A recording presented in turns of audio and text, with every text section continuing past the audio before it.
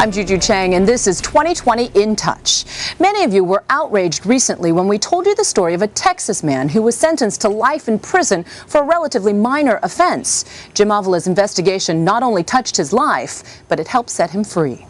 Dawn broke foggy around Huntsville State Prison, but for Tyrone Brown, who was sent to a Texas jail cell for life 17 years ago, his crime violating probation with a single marijuana joint.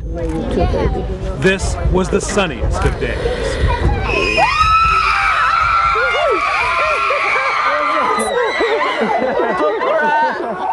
Finally, a free man, greeted by 4 generations of the Brown family, who after years of prayer and hearts filled with hope, now had a chance to celebrate his release.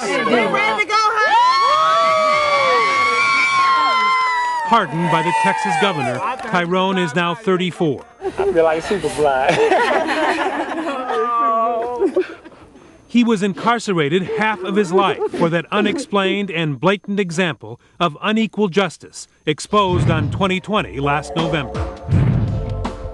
It was a story of privilege in a Texas court where money and connections are not supposed to count, where we found one judge and 2 men from very different sides of the tracks punished in 2 very different ways.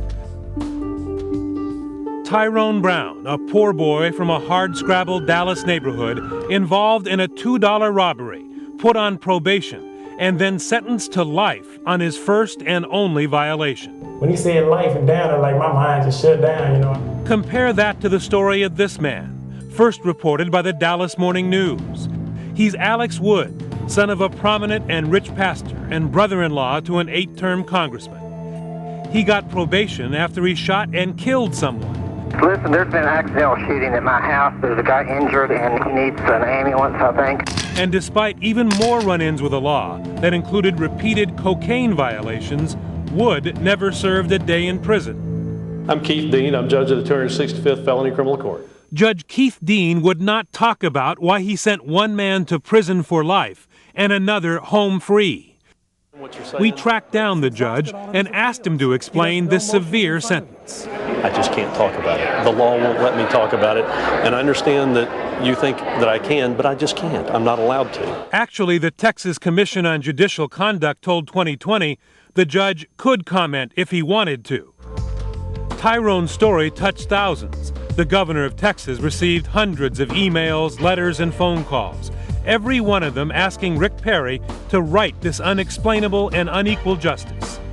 Even Judge Dean, who was voted out of office after our story aired, endorsed the idea that Tyrone be finally set free. Then, a few weeks ago, Governor Perry signed this conditional pardon, sending Tyrone home for the first time since he was 17.